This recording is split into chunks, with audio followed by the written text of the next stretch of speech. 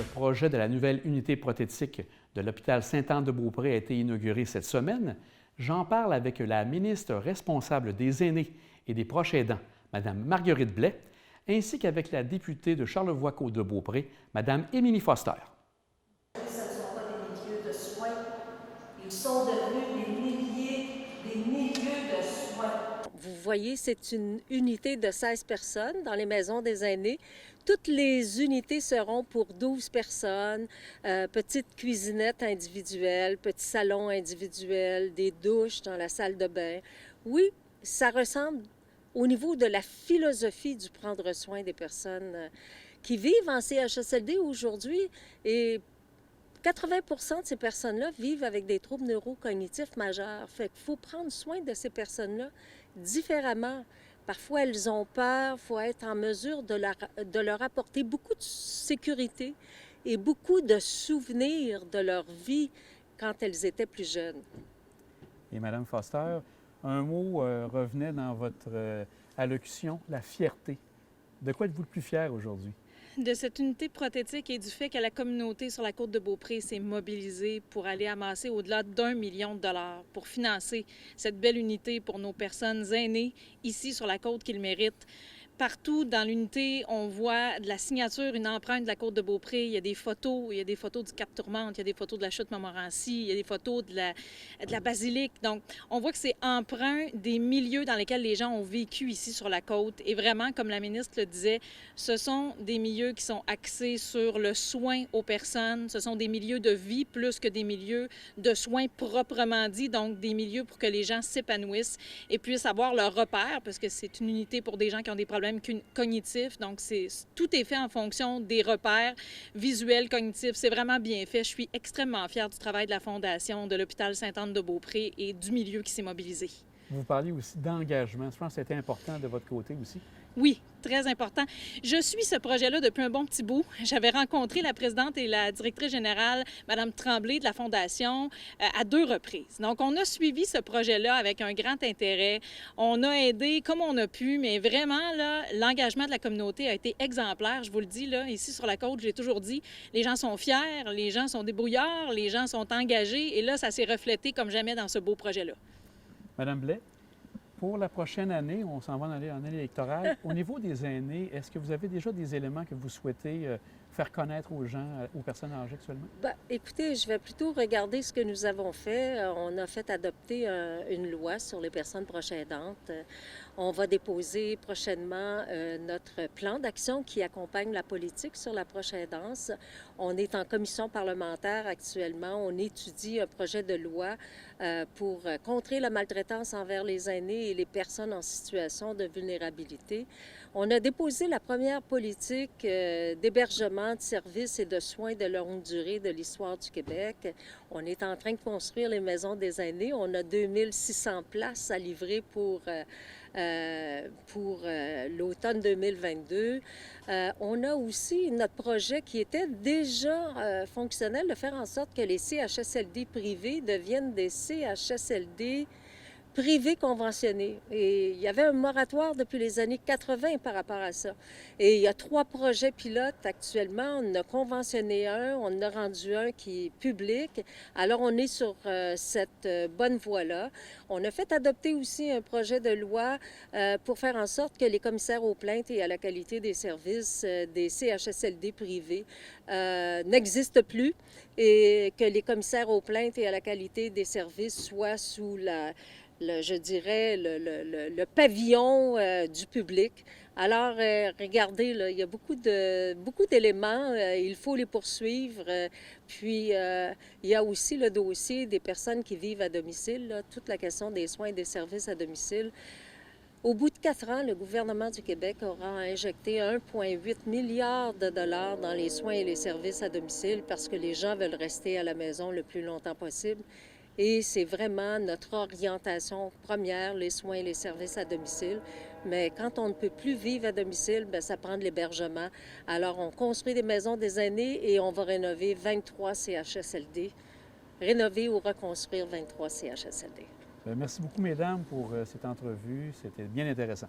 Merci. Merci. J'ai aussi rencontré pour cette occasion la présidente du conseil d'administration de la Fondation de l'hôpital de Sainte-Anne-de-Beaupré, Mme Lucie Bois, qui était très fière de présenter ce projet à la population. La Fondation est très contente de mettre à terme le projet, de redonner les clés au CIUS, en fait, pour cette belle unité prothétique pour les gens de la région. C'est combien d'unités en tout vous avez? C'est 16 chambres. Alors, c'est une unité qui est adaptée pour 16 résidents. Et si on regarde, les chambres sont adaptées pour justement aider les personnes en perte au niveau des connaissances, tout ça, pour Exactement. les bien les acclimater, on pourrait dire? Exactement. Alors, c'est des chambres qui sont adaptées pour leur milieu de vie. Alors, l'unité a été conçue pour les gens qui sont en perte d'autonomie. Et c'est vraiment pour eux, pour avoir une maison comme avec leurs besoins à eux. Si on regarde aussi, ça a pris combien de temps à préparer un projet de genre? Parce que ça a dû être pas fait en d'une fin de semaine. Non, là. effectivement, la Fondation y travaille depuis 5 ans.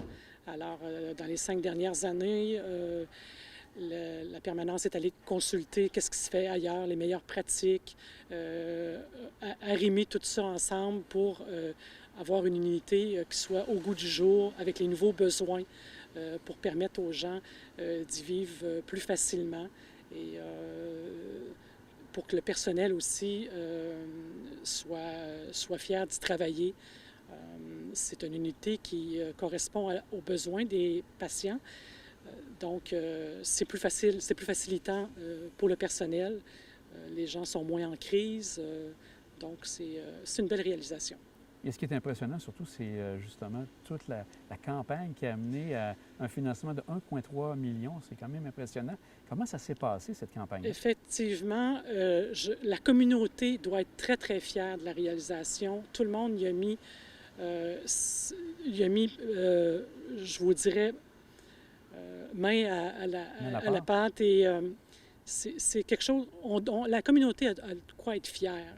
1,3 million, c'est beaucoup de sous et il y a énormément de monde qui ont contribué au projet. Alors, la Fondation travaille par projet. Ça a été, comme on dit, payant. Je pense qu'on a prouvé dans le passé qu'avec les soins palliatifs, que c'est des choses qui sont utiles pour notre communauté. Les gens ont cru au projet.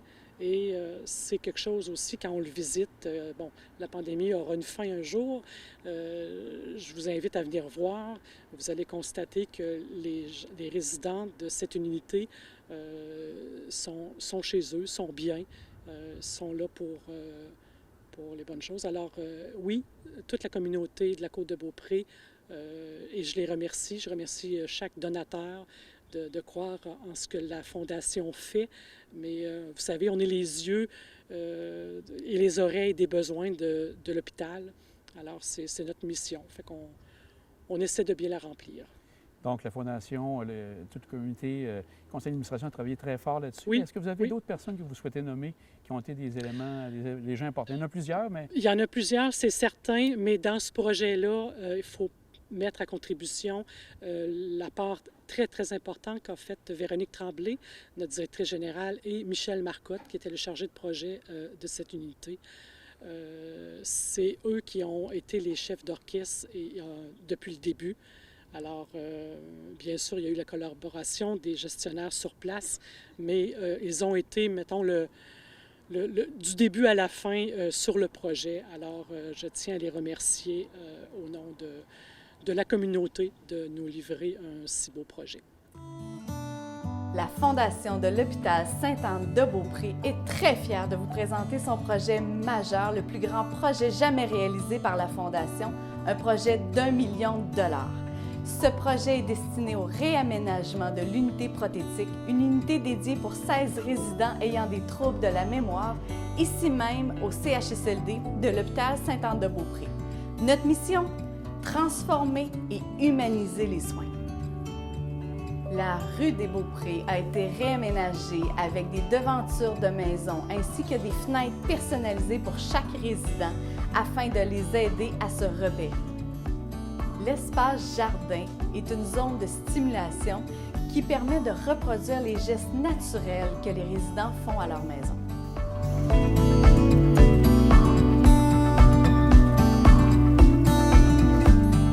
thérapeutique et douche adaptée avec plancher chauffant, lumière chauffante, aromathérapie, musicothérapie et images réconfortantes permettent d'offrir des soins d'hygiène corporelle en toute dignité. Poste de garde reconfiguré pour une meilleure vue sur les résidents. Réconfortante et stimulante, des images de la Côte de Beaupré décorent l'unité.